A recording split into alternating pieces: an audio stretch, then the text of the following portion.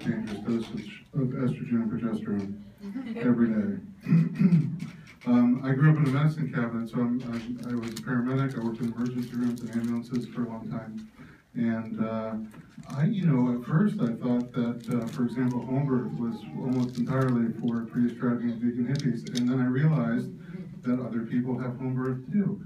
And it really intrigued me. But more than that, what I see is people who don't necessarily know that there are going to be so many choices to make and in pregnancy and childbirth, and then they end up having to make those choices without enough information.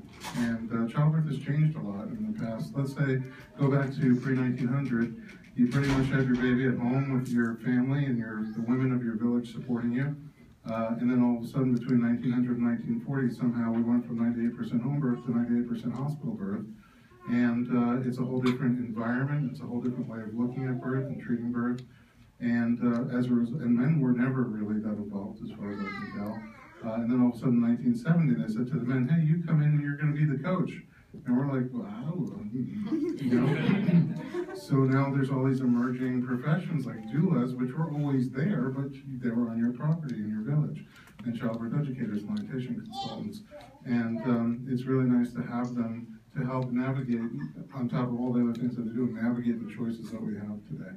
So today we're going to talk a little bit about how to have the birth that you want to have, how to become informed to be able to make choices so that you have the birth that you want to have, regardless of the setting. We have 3 incredible panelists and 1 ghost panelist who's at a birth. That always happens on the birth panel. You're lucky. If you have 4, you're lucky to have 2. So we're very lucky today to have 3. Carol Shattuck-Rice is an ICA childbirth educator. She's a birth doula and postpartum doula for the past 20 years. In the 1990s, Carol founded Loving Arms Childbirth Service in Albany, California, where she and her partner continue to offer childbirth classes and support for new moms. In 2005, Carol started training birth doulas and has since trained over 100 donor birth doulas and believes that every laboring woman deserves a doula at her side. Thank you very much for joining us today. I'm a birth doula too. I'm a donut, did you know? I'm a donut birth girl, yeah. That's great. I'm a sister.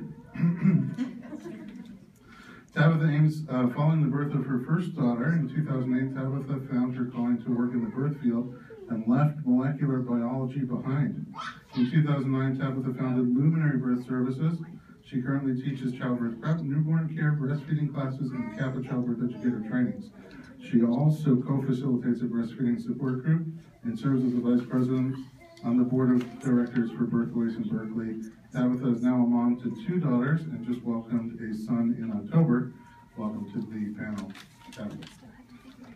Samsarah Morgan is a birth and postpartum doula, a life coach and childbirth educator. She has served families and children of the East Bay for 23 years and has trained doulas for the past 14 years. Samsarah is the director of the Nia Healing Arts Center, just recently began a midwifery apprenticeship in the Sacred Birthplace in Oakland, California. Welcome to the panel. So I'd love to start to talk about, first of all, where do you have babies? There's home birth, there's hospital birth, there's birthing centers, there's the back of a U-Haul. Who wants to start with, is it safe to have a baby outside the hospital? Is it safe to have a baby at the hospital? What are the pros and cons? Where do we start? Carol, why don't we start with you? Okay. Okay. What I wanted to talk about a little bit today, anybody hear me okay?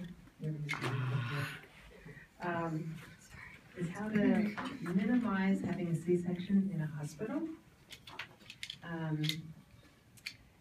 The bottom line for everything at a birth is healthy baby, healthy mama. Bottom line. And that said, C-sections happen. And when they do happen, I feel blessed to have these wonderful surgeons and anesthesiologists there for the mothers of babies. When I was giving birth way back in 1969 and 71, the C-section rate was 5%. Today it's 33% and climbing. So what's happened? Women's bodies haven't changed. So there's a number of things that have changed. And you can Google this, but one thing that has changed is that doctors get higher payment from insurance companies for C-sections. I just read a wonderful article about San Francisco General, and I don't know if you know, but San Francisco General Hospital has been named the city's only baby-friendly hospital by the World Health Organization, and has been named probably the safest place to have a baby in California by the New York Times. Why is that? Well, they have the midwives there care for 50% of the women who give birth, and 70% of the women use volunteer doulas. It's the safest place to have a baby because of its low C-section rate of 20%. Its C-section rate is lower than the national average because doctors there get paid for a set number of hours and have no financial incentive to order a C-section. So, how can you try to minimize the likelihood of a C-section? I'm a doula. I've been a doula for 20 years, so I've seen lots and lots and lots of births.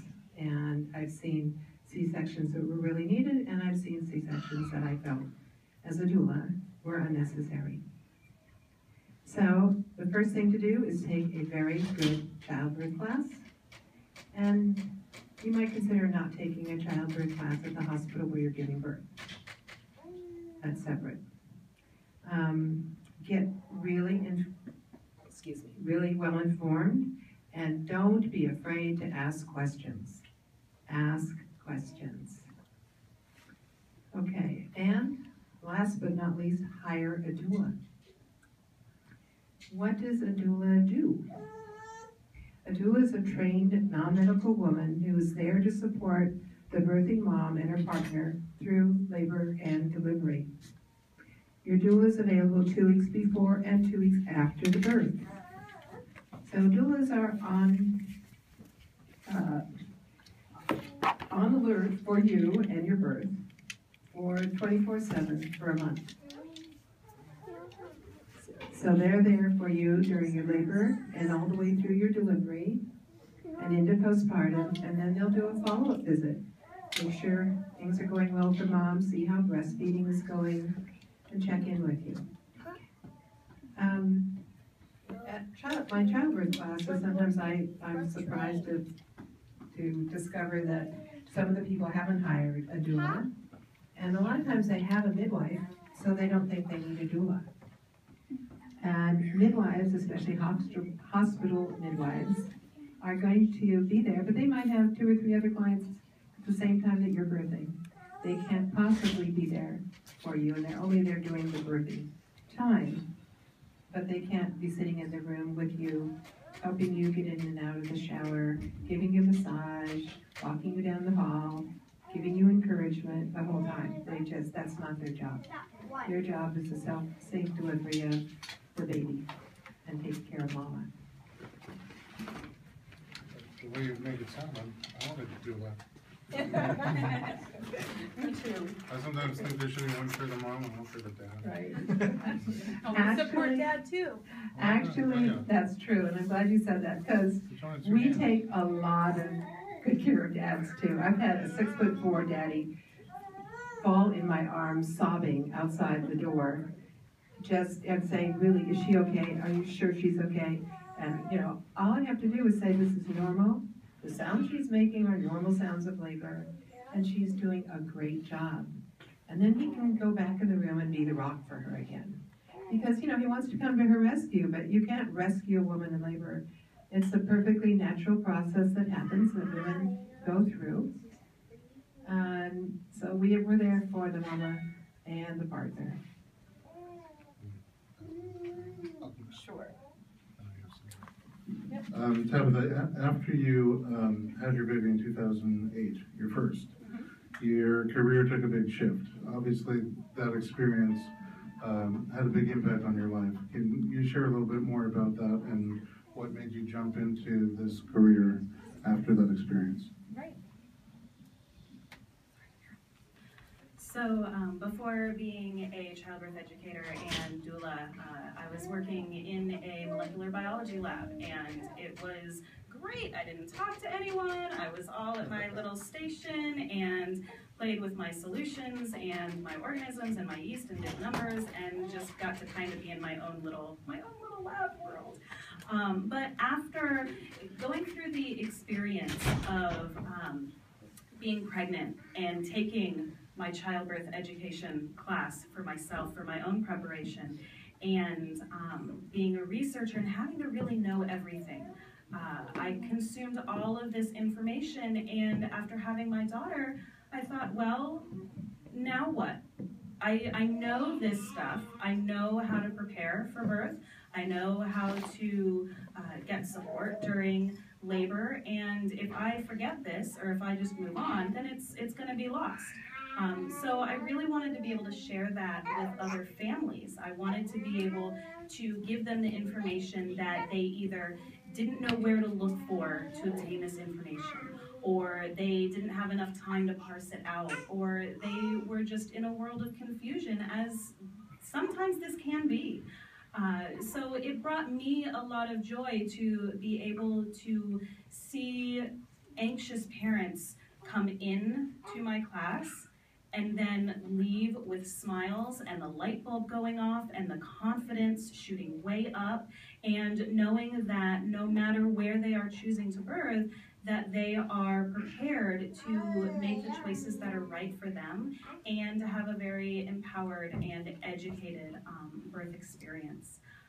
And from there, it kind of tracks the sciencey side that I have as well. Teaching was very theoretical. It's like, well, this is what birth can look like. This is what you may experience in labor. These are things that you can do to help. But it's very theoretical. So I wanted to become a doula to be able to be the in-the-moment support, and like Carol had said, be able to look at the partner and say, yes, this is normal. She's doing great, and this is exactly what she needs to be doing to help her own labor at this time, and you're doing great, and do you need a bathroom break? When's the last time you ate? And from there, I would see little pieces of where my clients and where my families would have a need, and I wanted to help fulfill those. So then it did become postpartum doula and lactation educator, so that I could give the full realm of support to families. Samsarah, I recently was in Los Angeles at Cedars-Sinai Medical Center, and they did an orientation for doulas. It's incredibly, well, just over the past few years, progressive hospital in terms of labor and delivery. They have midwives on the floor always now. They have walking epidural so that you can still have the epidural but still be mobile, and they have, even if you have a full epidural, they have you on a birth ball rocking and rolling to try to recreate some of the motions that normally naturally help bring the baby down during labor. But one thing that they said was, if you buy a hospital ticket, you're going to go on a hospital ride. And for me, that was really clear, because one of the roles of doula is advocate. We're supposed to advocate for our patients in some degree, or at least it's a perceived role of doula. And I think a lot of times at the hospital, we're there, and the hospital's pushing different types of interventions, even if just maybe when you walk in and they want to start an IV right away. It's not the most empowering thing you can do, is get into this gown and put on this IV. I can't think of a less empowering piece of clothing than the hospital gown. One wrong wind and it's all over. So, but they said if you buy a hospital ticket, you're going to go on a hospital ride. So don't come into our hospital and say, I don't want the IV, and I don't really want to be monitored, and I want to labor in water, and I don't want to wear your gown, because that makes it uncomfortable for them. That's not the type of birth that they provide, and uncomfortable for you. You get really frustrated and angry. Still, 98% of women have their babies at hospitals. So how can you rectify that? That's what this panel is really all about, is how do you get the birth that you want in the setting that maybe you feel like you need or that you want?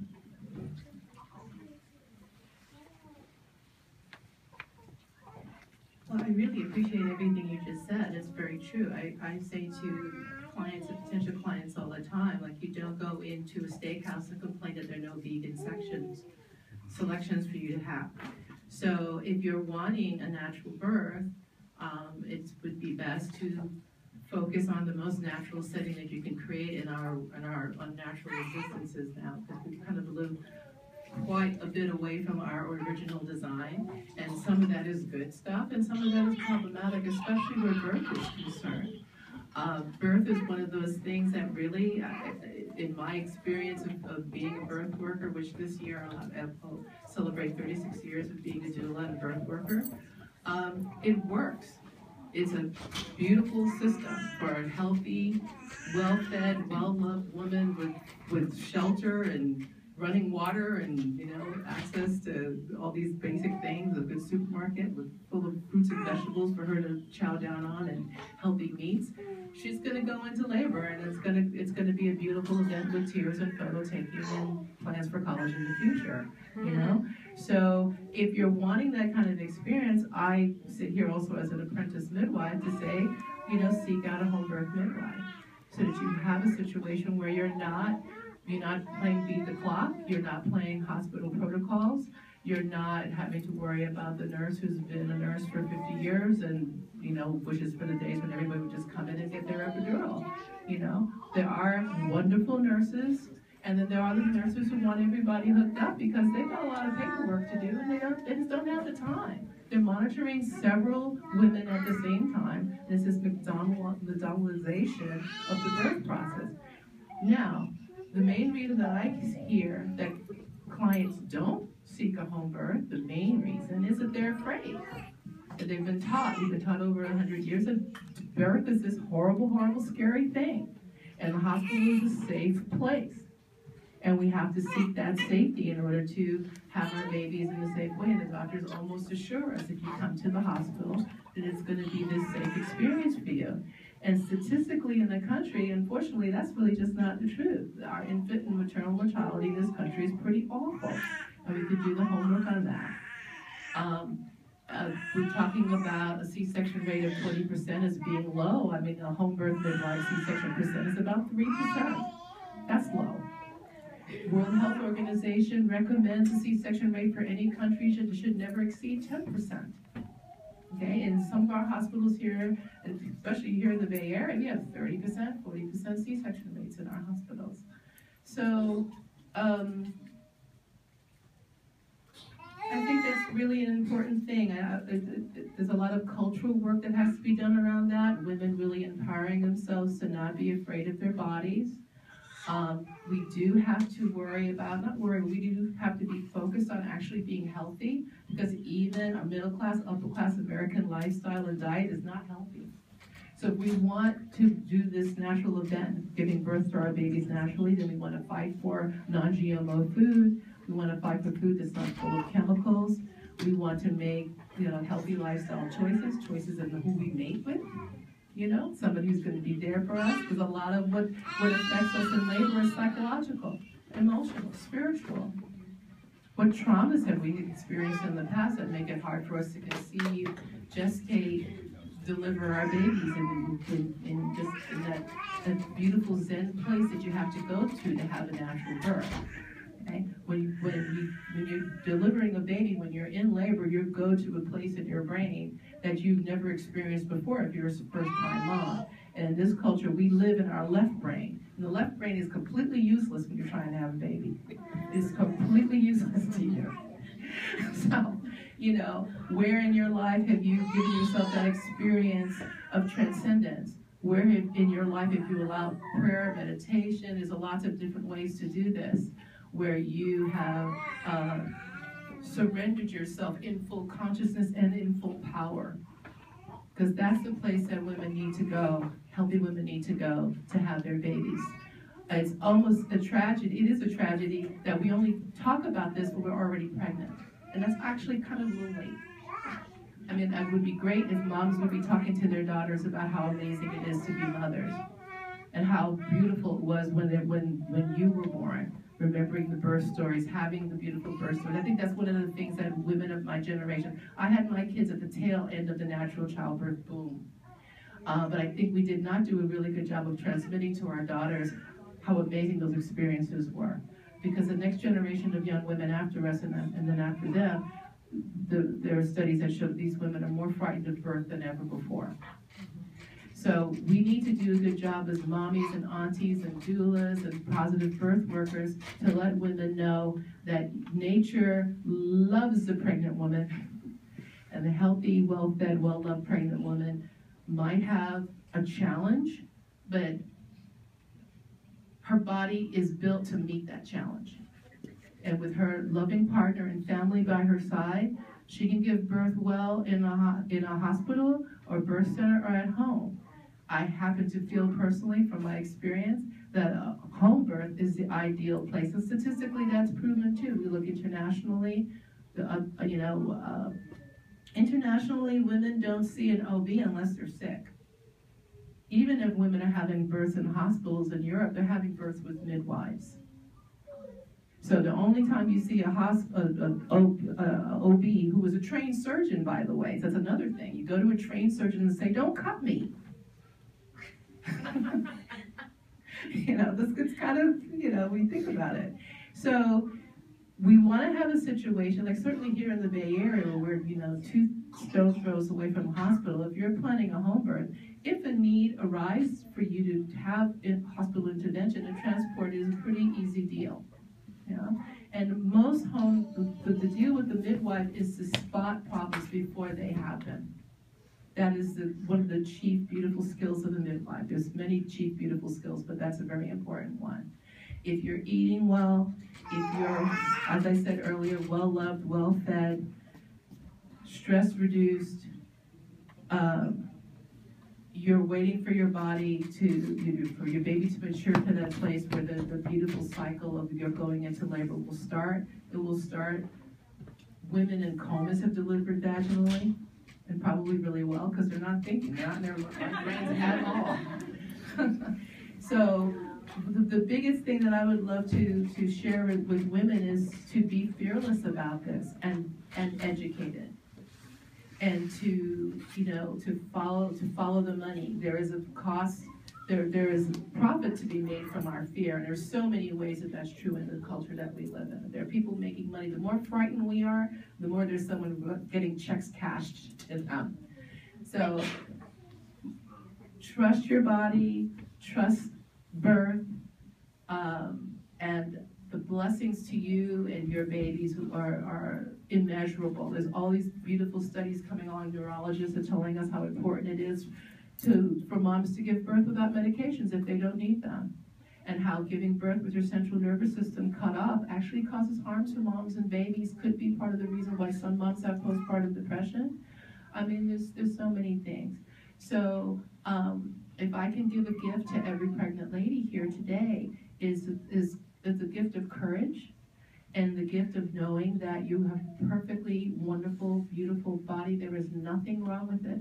And if you naturally conceived your baby, the odds are through the roof that you'll be able to go through your labor, whether it's a little cutie, 12-hour thing or a 48-hour thing, your body can do it. And just get your team together, your partner, your family, definitely your doula if you're birthing in the hospital, and definitely your doulas that could do wonderful work for you during a home birth situation. And for me, the gold standard in birth is home birth with a qualified midwife. Okay, I have another 1 or 2 questions for you guys, and then we'll open up the floor for questions. One thing that you spoke about, almost everybody really alluded to, is fear. And, and you said childbirth, if you naturally conceive, then your body will naturally know what to do. And that's true. I mean, your body takes 1 sperm, 1 egg, and sometimes 1 beer, and makes a human baby out of it, multi-billion cell baby with eyes, nose, ears, mouth, with no help from the outside. We're not like measuring the eyes and seeing if it put them in the right place. We just trust it, right? And then you go into labor, and you labor at home for a while, then you labor at the hospital for a while, and just usually as the head is crowning coming out of you, somebody calls the doctor to screech across town, come in with the hair running, in the wind, and catch your baby and take credit for it. And that's really what happens. You don't even deliver your baby today. If I ask most people who's delivering your baby, you'll tell me which doctor is delivering your baby. But you deliver your baby.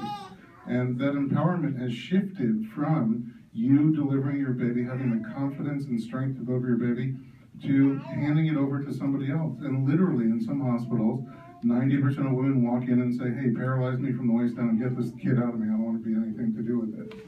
You know, we've stripped you of your confidence to be able to say, you need to come do this with us, with all these interventions. And guess what? For some people, having a baby at the hospital is your safety zone. And I think you should definitely have the baby at the hospital. You need to have the baby where you feel safe. But if you feel safe there because of misinformation, that's where I think what a lot of us are speaking about today. If you feel, look, you know, every day most planes land safely, but you're never going to read a headline that says all planes landed safely today. And that's what happens with childbirth. Every day, millions and millions of babies are born. 4 million in the United States every year. Usually nothing goes wrong. If you just let it start and progress through and have a little support and coach and confidence, it goes great. But you only hear the stories where things go wrong, where things don't go right. So my question for you guys is, what are the sources of information? Where can people who are faced with making these decisions, new and expectant parents, where can they go? What do you recommend in terms of resources to find out more information, to kind of grab that confidence back? It kills me. I have patients in my office who run Ironman competitions, women who run Ironman competitions, and, you know, they can do things I could never imagine doing. And then if you ask them, what about childbirth? They're like, oh, I'm definitely going to go to the hospital and get an epidural because that's painful. I'm like, are you kidding? So where can we get some of that confidence back? Where can we become inspired to look at birth a different way and say, hey, let me try this thing out. Maybe I can do this. I'm thinking I'm going to pass the mic. I think that reading a lot of positive birth stories, like you said, you know, we are sensationalized by drama and by what's going to happen next, dun dun dun. So that's why the only time we hear about, you know, we don't hear about planes landing safely because that's not interesting, okay? And that's why we don't hear about birth going smoothly and normally and, you know, as it does. So reading really positive birth stories where everything is going fine. There is a website called Evidence-Based Birth, and this is where it breaks down all of the options, all of the choices, and, well, what does the real research and evidence say? Can you tell that I really like that, with the research aspect to it? So is this procedure or this policy that's done in the hospital, you know, is there evidence behind it? Does the research actually support what is being done, or is it done out of habit? Is it done out of, well, my preceptor before me did this, and this is what I learned in med school, and this is what's always been done, so this is how we always do it. Okay, so it really breaks it down in that area. So, and it breaks it down in ways that you can really understand and make sense from. So it's not like, okay, I just read this giant science article and I don't know what those numbers mean. It doesn't make sense to me. They really break it down so that it's like, okay, here's what all of these papers are saying. Here's how to make sense of this information. There is also, Ruthie, is Ruthie still in here? She walked out.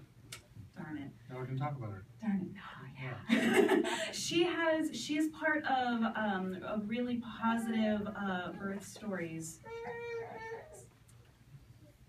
Remember, Birth Without Fear. That's it. Yes. So reading the birth stories on Birth Without Fear, that is really a great place to also get resources from, because you're reading a lot of different experiences, whether it's this mom's first baby and she's having a positive birth, or whether it's her second or third baby and maybe something didn't go perfectly with one of the first births and she's working through those challenges and through the emotions of what happened that time so that she can be in a different place this time. So again, surrounding yourself by the positivity, not getting wrapped up in the sensationalized fear aspect of birth stories.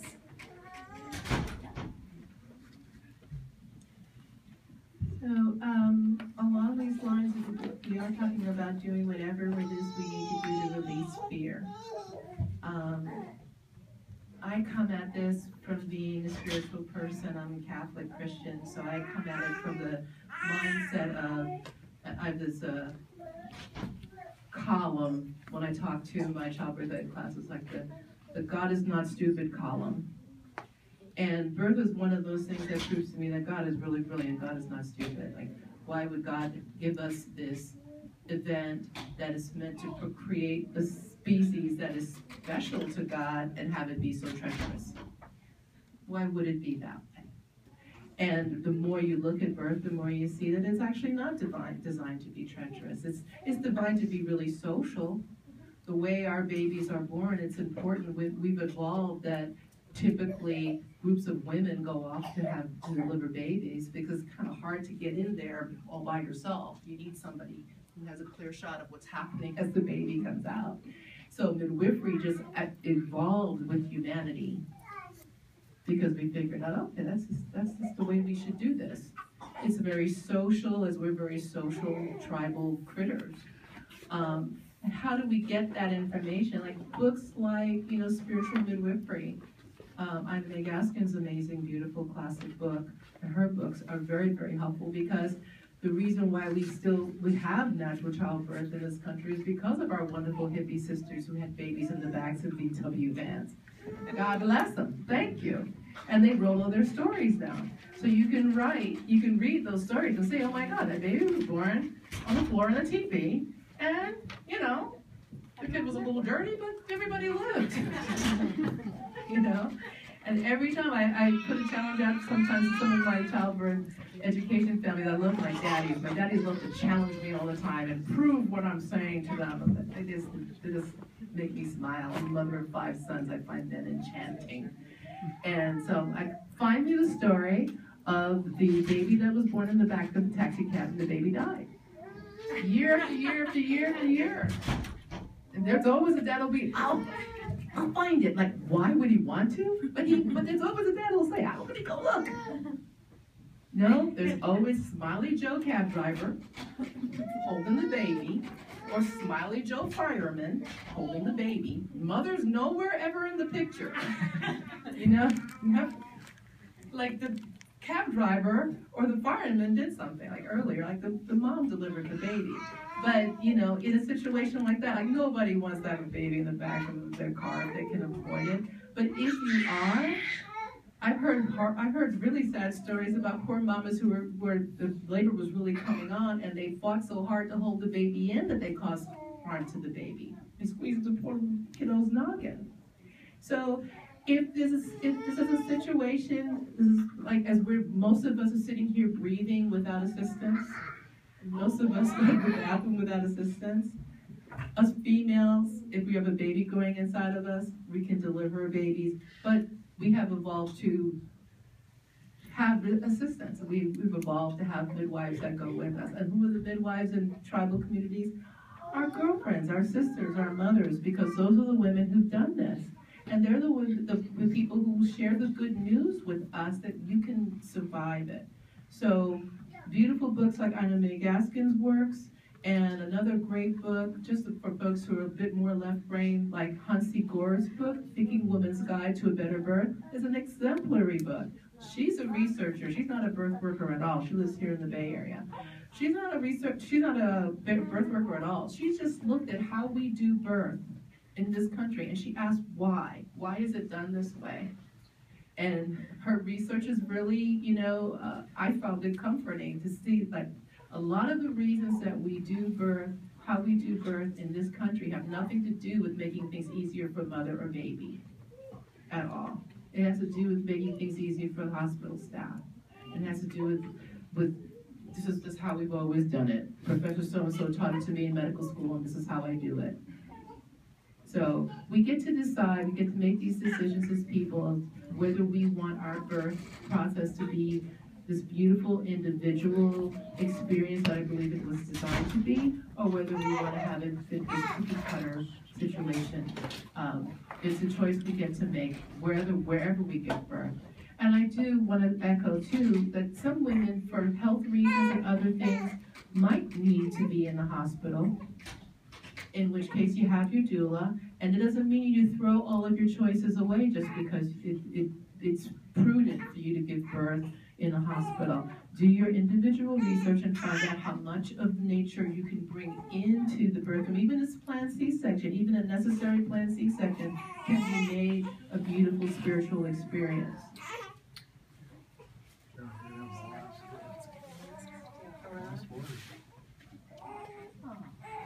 Sorry, someone's hungry.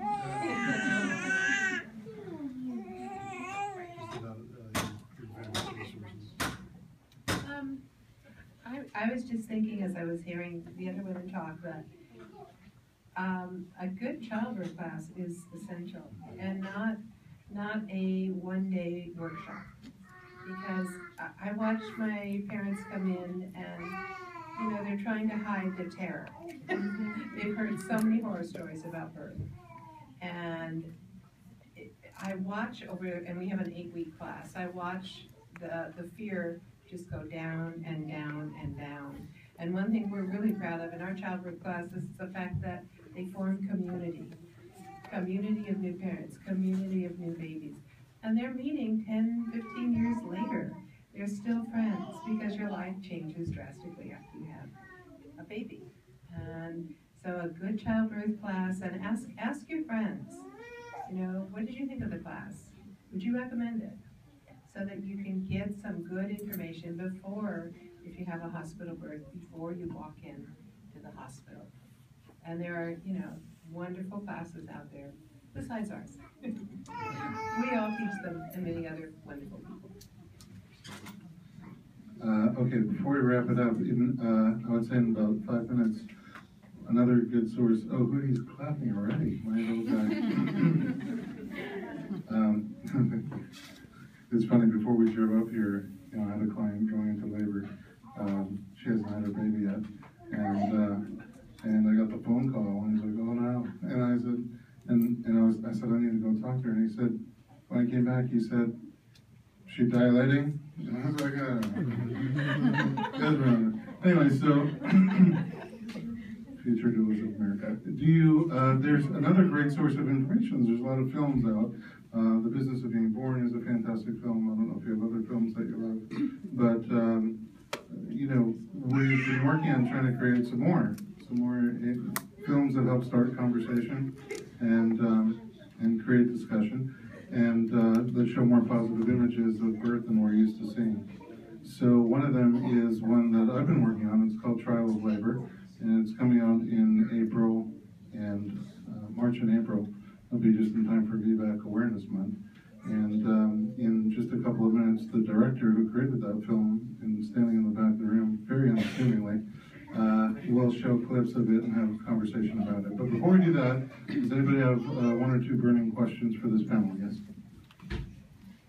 Okay, I don't have any friends or family at all who have given birth naturally by choice, and I even have bets on my head, oh, I bet you're gonna pay, and there's no way I'm going to. I hired a doula at 4 months, or maybe 3.5 months. I'm only 5 now, but what I'm afraid of, because I am giving birth in hospital, I have Kaiser, so there's no way I'm gonna get anything covered any other way. But they're really open about giving you, they're on shifts, so they don't have to stay if their time goes over, and they're pretty open about letting you make your choices. But what I'm afraid of is being scared into doing something oh, the baby is in danger, we have to do this, and me not being put on the spot while I'm in labor, just not knowing what to say or how to defend myself. And I'm thinking, at the time I'm gonna be no, I'm just gonna leave the hospital then, but what do I do in that situation? That's a really good question. I heard you mention Hensi Gower's book, and some people start to type it down. It's Henci is her first name, Goer is her last name. And it's an incredible book that goes through every single choice pretty much that you would have to make in childbirth. And she brings, everything is completely backed up by research, but then she gives you, because we're not all in that mind space, she gives you the sum total of all the research for and against, all the pros and cons to every intervention. I think one problem that we run into is that the C-section is so overused, it's so heavy-handed that we've started to think about it as a negative thing. And the truth is, it's a very positive thing when it's used at the right time and the right place. So what you can run into is danger, where we feel like it's us against them. But it's not us against them. Sometimes an induction could be the greatest thing for you. Sometimes an epidural can save your birth from going into cesarean or becoming, otherwise unfavorable. So reading books like N.C. Gower's book and looking at the other books that you mentioned, Ina May's Guide to Childbirth, from a more spiritual side, building up your confidence. Then when somebody comes to you and says, hey, we really think that we should do this intervention or that intervention, you're going to have the confidence and the strength. Both of you will have the confidence and strength to be able to make an informed choice there on the spot. I think one other thing that comes to my mind is creating a birth plan. Pre-think these things. Think if somebody came to you and said, hey, what about, breaking your water? Or what about starting a little bit of medicine to augment or start your labor? How would you answer it, before you're in the firing zone?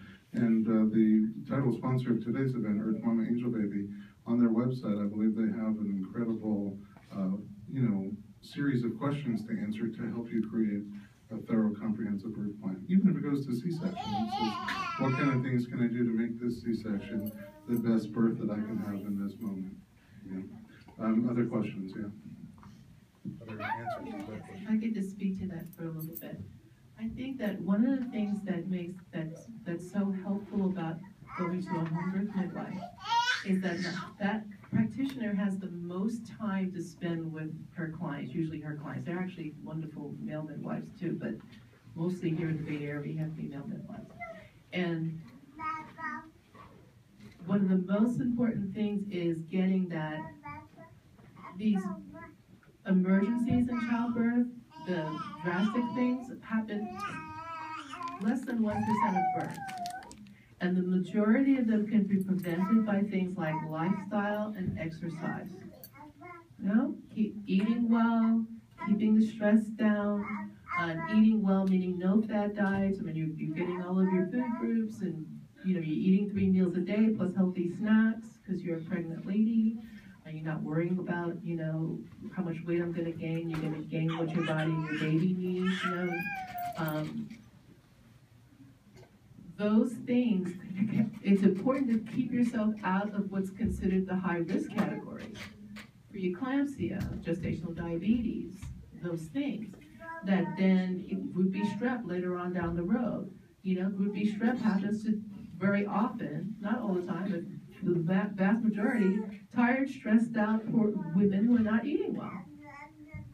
Right? Skip that.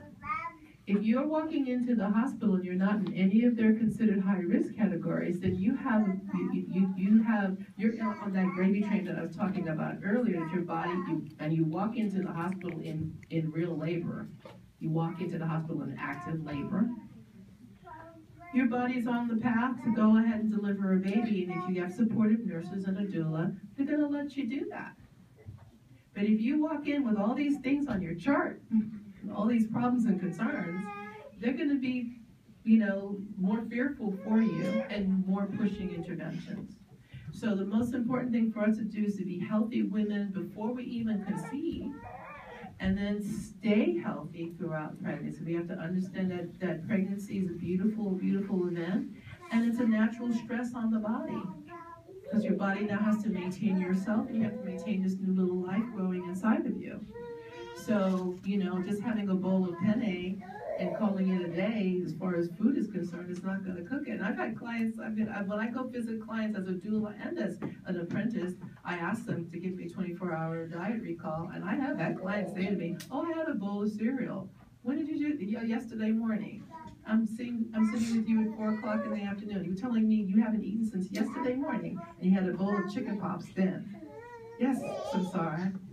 With not a, and I'm trying not to be horrified for her, So there's a lot of control that we have over our how our body does this. You know, we have a lot of control over it. We have control, most of us, if we're, you know, have access to food and water, which thankfully most Americans get to have that experience. We have control over eating 3 meals a day. And if that's hard for us, then we need to start asking caregivers why it's hard. Do we have a latent eating disorder? You know, sometimes nutritional imbalances cause us to not be hungry, ironically. You know, so maybe we need to seek out a naturopath. Maybe we need to see a chiropractor. Maybe we need to see other than traditional medicine, which doesn't even ask us those questions because a lot of OBs don't have nutrition training. And someone told me, I don't know if this is true, but someone has shared with me that an MD gets like 6 to 8 weeks of nutritional training in their whole background. And in labor and pregnancy, diet is, I would say, 80% of the story to me. Yeah. Some of the OBs I work with now, they said that nutrition was completely elective. That 6 or 8 hours was elective. So, you know, they graduated probably 15, 20 years ago. But I don't know if things are changed. We're a little behind schedule. We have one more answer to that question, and the panelists are all going to be here in the back if you have questions afterwards, and they'll stick around to answer them for you. So it sounded to me like your concern was what happens if I'm in labor and there's this offer of some kind of intervention, and how do I know if it is right for me or not in this moment? I've done all the childbirth classes, I've been eating healthy, I've been preparing really well, I've got my doula and my partner by my side. So what do I do? The answer to that, and this is an acronym that many people are probably very familiar with, and you should become very familiar with, and it's called BRAIN. Okay, so ask, what are the benefits to me and my baby at this time? What are the risks of doing this or not doing this to me and my baby at this time? Are there any alternatives to the proposed intervention? What does your intuition say? What are you feeling in your gut? Really, really listen to your intuition. This is something that we've grown accustomed to ignoring in our daily lives. But you know, that gut feeling that you get and you really wish that you didn't ignore that one time you ignored it. So really listen, what is your gut feeling on this? And then what if you do nothing? Or what if you don't do this intervention right now? Okay, what will happen then? So by asking these questions, both of your care provider or the nurse, and even looking to your doula and saying, hey, what's the full circle scope here? They can give you enough information that you can think about it and make your decision and know that the one you're making is the right one for you, or know that you have confidence in the choice that you're making and that you're making it with a lot of information and not kind of, well, I guess. Okay. Some people even extend it a little further than that and ask, is this an emergency? And usually in these situations, you know if it's an emergency. Because if they say, oh, well, I'll give you guys 10 minutes to think about it, and then they walk out of the room before you say, okay, thanks, is it an emergency? Okay. However, if 10 people run in the room and they're like, we have to do this thing because this is happening, I'm sorry, there's no time to talk, you know, okay, it's an emergency. And then, you know, then you can make your decision. So I really wanted to give that piece out there and I think it's fantastic that you have the doula because you can really sit with the doula and talk out different scenarios and get a lot of information in the moment.